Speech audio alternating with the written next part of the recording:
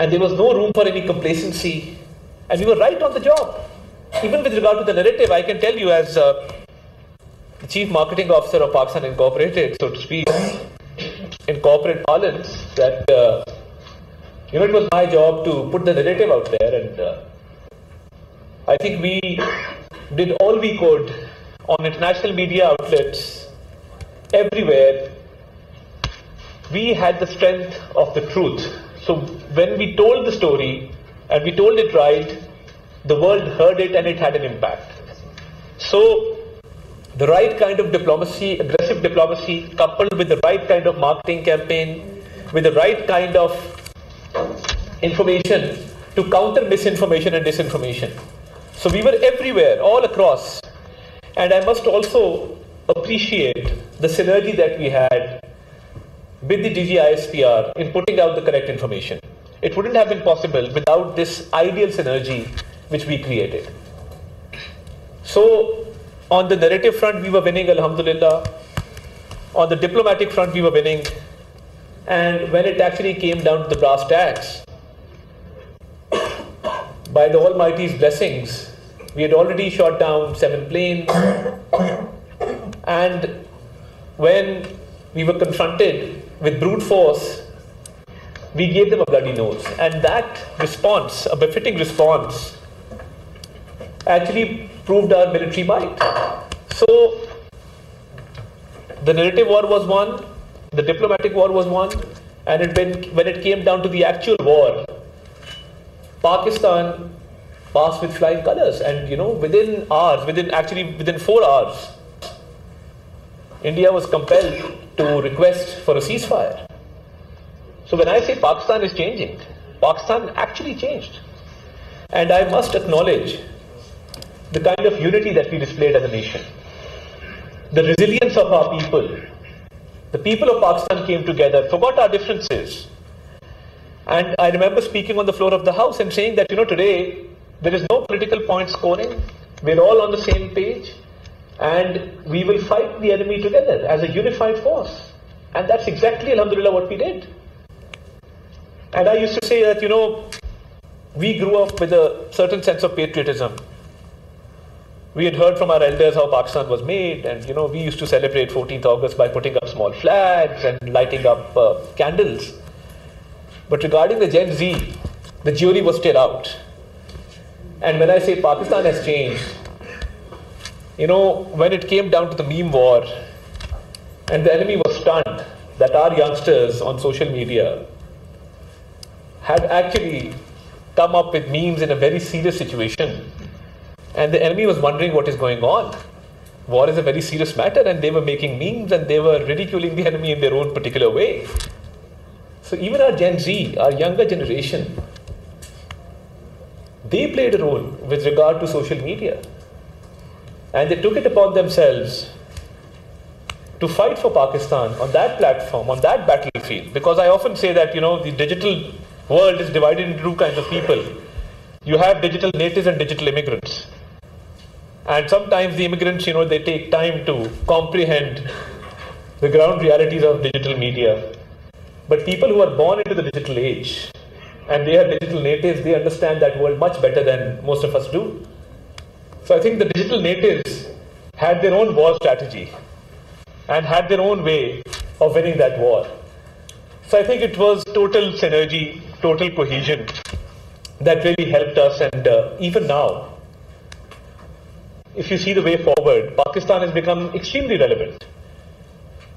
When it comes to the situation in Gaza, when it comes to the ceasefire, we are included in the list of Arab Islamic countries who brokered that peace and were part of the negotiations which led to an eventual ceasefire. And I think that's a big win for Pakistan, where the countries of the world have taken us extremely seriously and believe that the things that we have to say, the advice that we have to give is extremely relevant and very, very important. And you've seen that we have had a lot of visits this year. And people often talk about foreign visits and the dignitaries coming to Pakistan. I think the diplomatic engagement in the past year and a half has been at its peak. We hosted the SCO summit, Heads of Government Summit, after 14 years. We had 12 prime ministers coming to Pakistan, coming to Islamabad, and talking about strategic ties, talking about regional cooperation, talking about counter-terrorism, talking about regional connectivity. So we had all these things going on in succession. And even now, the way the world has engaged Pakistan, we're going to host the SCO Heads of State Summit in 2027, which is going to be a big event, inshallah. And excuse me. And with regard to improvement of ties with other partners in the region, we saw the Strategic Mutual Defense Agreement taking place with Saudi Arabia, which was, I think, one of the best things to happen to Pakistan in recent history. And the people have taken great pride in that agreement, where the common man has actually gotten involved. And we were in Riyadh, and we saw the Pakistani flag flying high for almost 25 kilometers constantly. There were Pakistani flags all around, and people of Saudi Arabia celebrated this union with the people of Pakistan. And then in the last visit, the launching of the Economic Cooperation Framework, I think that launch with regard to revival of Pakistan's economy has really cemented our ties with Saudi Arabia. And when it comes to the economic turnaround, I think that is something phenomenal, because our ratings have improved, our macroeconomic indicators have improved, there is stability which the world has acknowledged. The financial institutions the world over are praising Pakistan's performance in terms of the economic turnaround. So, right from default to development. And as I said before, from isolation to relevance. So these two slogans really mean a lot when it comes to the government's performance. That we've taken, alhamdulillah, the economy from default towards development, and we've taken our foreign relations from isolation to relevance. And that is how I will define this journey. And I think the future is very bright. And yes, there is a situation with Afghanistan where we now believe that we now have an additional forum where we can present evidence of their involvement in acts of terrorism. And we've been constantly saying that we have irrefutable evidence that their land is used for acts of terrorism. And whenever an incident takes place, and when you backtrack and go into the investigations, you will find somewhere or the other an Afghan citizen involved somewhere. So this is something which we are dealing with, and we've given a very loud and clear message in that regard. So I think Pakistan's situation right now, in terms of its economy, foreign direct investment, strategic ties, increasing trade and commerce in the region, outside the region, it's been very optimistic, and we've had great results so far.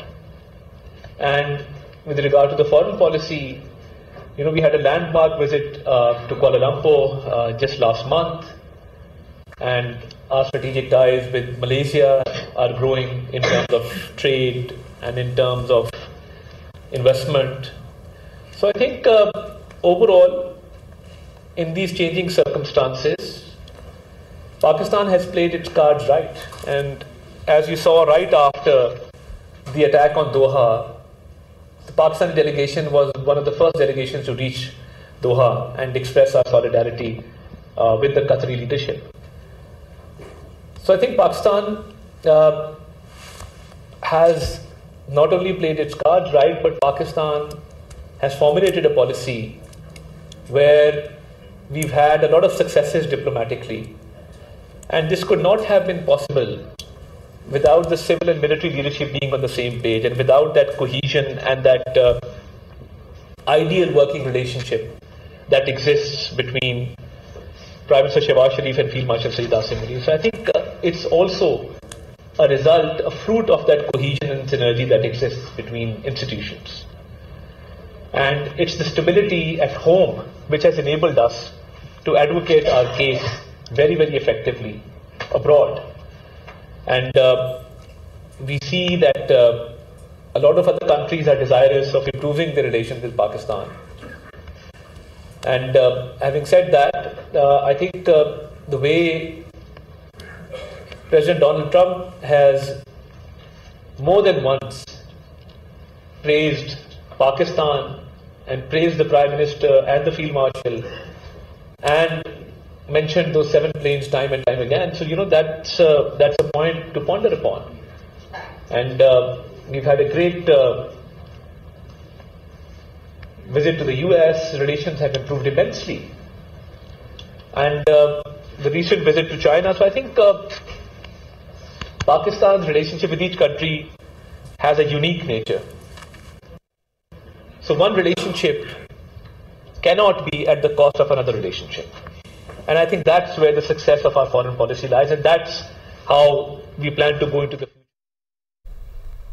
News Studio Sath. Come on, aane do, freshness ko aane do, life mein thoda freshness ko aane do, fresh, I'ma keep it fresh. Now introducing Halal Fresh Up Extra with 2 times longer freshness.